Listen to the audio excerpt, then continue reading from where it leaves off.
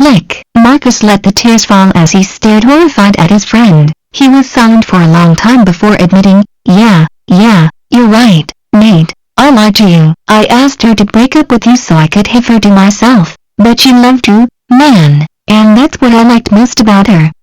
The fact that she was always loyal to you. I wanted that so badly that I tried to steal her from you. I was jealous, Nate. I was fucking jealous of what you had with Morgan, okay? And I was just as miserable as you were when I heard that she was one of the victims of when that Washington kid shot up the school. Nathan rushed in upon Marcus, pressing the gun against his cherry cheek. Liar! He said threateningly. You were not as miserable as I was. You lusted for her, but I loved her. You have no idea what I have been going through for the past 3 months, do you? She was just another girl you wanted to get with. But to me, she was my other half. She was my fucking soulmate, Marcus, and for you to say that you were just as miserable upon hearing of her death as I was is just plain bullshit. Nathan backed away, the gun still pointed at the frozen Marcus. His once dead eyes were now wild and livid. We were going to get married after graduation, go to college together, and start a family once we were out of school and had steady jobs. That was our plan. But that bastard Washington fucked all of that up for me. And when you lied to me saying that she tried seducing you right here in my own bedroom, it felt as though you had been killed too. You were my best friend, Marcus. You were my brother. And to be betrayed by a brother is a horrendous thing. Marcus was still frozen as he watched Nathan sit back down in his desk chair. He didn't look away as Nathan broke his gaze and looked down at the silver gun he held in his hand. You know, Nathan chuckled softly as he began talking to himself quietly, after all this shit that has happened, I honestly don't have anything to live for. My girlfriend is dead, my best friend is dead to me, and my mother is slowly killing herself by the bottle. He paused for a moment, sighing and raising the gun. I'd rather not bury my mother. He placed the barrel of the gun into his mouth, closed his eyes, and pulled the trigger. Click. The next few minutes of silence nearly killed Marcus. He stood against the door, his eyes glued onto Nathan, who had taken the gun out of his mouth with a small smile.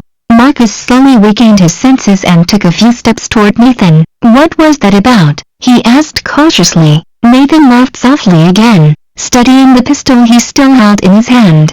Dad was always good at hiding the bullets, he confessed. Somehow, he managed to hide them even in death. Nathan looked over at Marcus with a serious look, who had stopped again. You can go, Marcus. I only wanted the truth out of you, and that's what I got.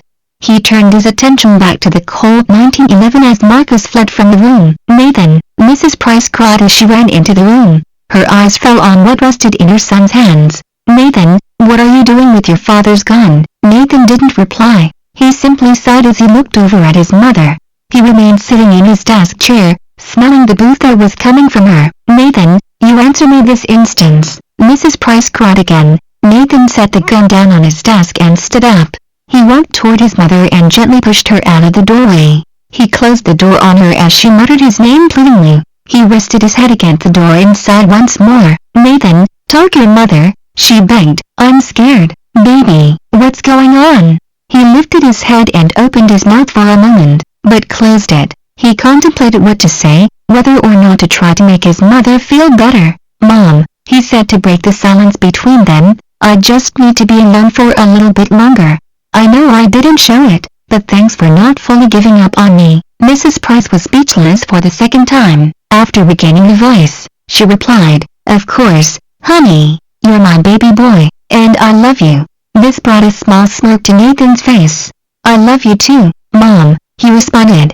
He heard his mother walk away again, but with a soft whimper of joyous crying, he turned back to his desk chair and sat down, examining the gun again.